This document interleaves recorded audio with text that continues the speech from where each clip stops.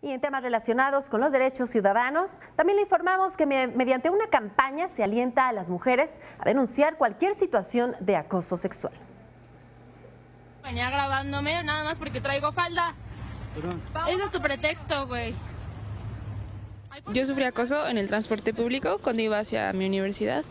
Entonces, lo que ocurrió fue que yo iba de pie en el camión, uno que sale de toreo hacia mi facultad, Acatlán, y un tipo venía grabándome con su celular abajo de mi falda y él traía el pene expuesto. Él es trabajador de la UNAM, es de intendencia.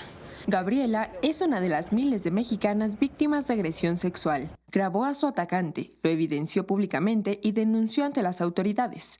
Gabriela no cayó, pero despertó una ola de violencia en su contra. Me dijeron, ya sabemos dónde estás, vamos a pasar una camioneta, te vamos a levantar, te vamos a torturar. O sea, híjole, infinidad de cosas que la gente que todavía te dice estás exagerando, es como, o sea, me están amenazando de muerte y de violación. Gabriela, junto con 2 jóvenes violentadas y cuyos casos han sido emblemáticos en la lucha contra la violencia de género, emprendieron vía redes sociales la campaña No te calles, la cual, a través de un video de casi 4 minutos, invita a perder el miedo y denunciar todo acto de violencia. Ellos lo hacen a diario, en cualquier hora, no importa cómo vayas vestida, si traes falda, si traes short, si traes pantalón, si traes pants, o sea, quien quiere agredirte lo hace. No te calles también se convirtió en una plataforma de denuncia a través del sitio change.org, donde más mujeres podrán evidenciar sus casos de agresión sexual y presionar a las autoridades para que investiguen y procedan en cada uno de ellos.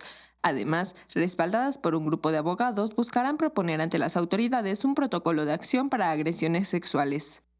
No se callen, o sea, no guarden silencio, no tengan miedo. Siempre habrá gente que nos quiera ayudar, porque también muchas veces por eso no decimos nada, ¿no? Porque nos da vergüenza, porque tenemos miedo, porque qué van a decir, porque yo tuve la culpa. O sea, no, nunca tienes la culpa. Los agresores son los culpables y si tú callas, pues ellos ganan.